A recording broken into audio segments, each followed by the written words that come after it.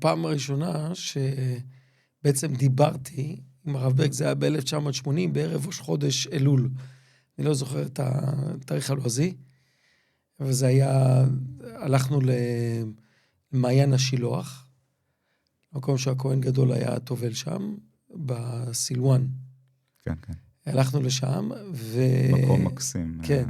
העוצמות שיש במקום הזה מאחרות. כן, ונכנסתי לתוך המעיין, כן, לטבול שם, וכשיצאתי, שכחתי לפתוח את העיניים.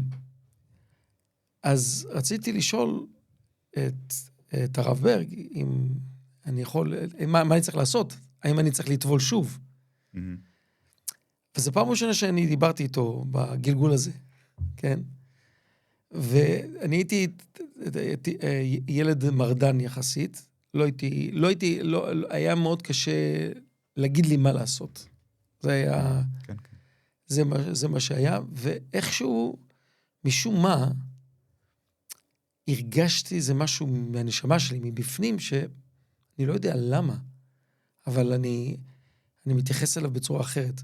עכשיו, להזכיר שלפני זה, אני התחלתי, הרי התעניינתי בפסיכולוגיה, גם שזה היה מאוד מוזר בשביל מישהו שלא קורא ספרים. בפרויד, בפסיכואנליזה, כן. בכל התחומים האלה, ופתאום נשאבת לזה. נשאבתי לזה, ומתוך זה הגעתי לרוחניות, לעניין של...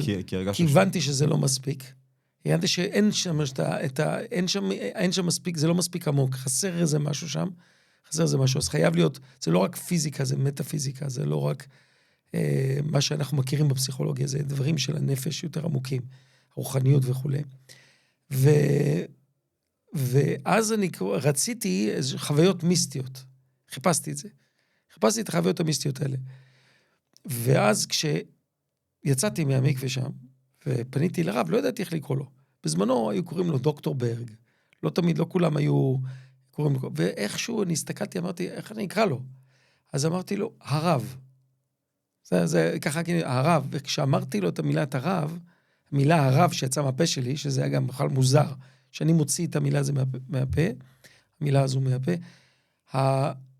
פתאום הרגשתי כמו שזה, איזה מין, כמו שלא הייתי פה, יצאתי מעצמי, ראיתי איזה משהו של לפני הרבה שנים, כמו שאני מכיר את הרב לפני המון שנים, וכשחזרתי לעצמי, זה הכל שבריר שנייה, אבל כשחזרתי לעצמי, ראיתי את הרב עם חיוך כזה גדול, כמו שהוא כן קולט אותי.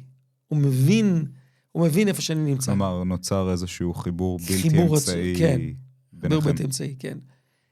ואחרי זמן קצר, הרב הזמין אותי ללמוד איתו בבקרים. הרב היה מלמד ב5:30 בבוקר, משהו כזה, אבל אני הגעתי קצת לפני, כי הייתי בצבא, הייתי אז בבסיס הדרכה, אז נסעתי במיוחד, הרב אפילו... היית נוסע בבקרים. הייתי נוסע בבוקר מוקדם, הייתי שם, זאת אומרת, הייתי נוסע בלילה, מאוחר, כדי להיות שם בבוקר מוקדם, וזה היה משהו מאוד מיוחד. אחרי זמן קצר גם הוא הזמין אותי לעשות שבתות, ביחד עם הרב וקרב, ואז נחשפתי גם לאשתו, וראיתי את הקשר ביניהם, את האהבה שיש ביניהם. זאת אומרת, לא מסכימים, הם שונים לחלוטין אחד מהשני, אבל אהבה ופנימיות, משהו אמיתי.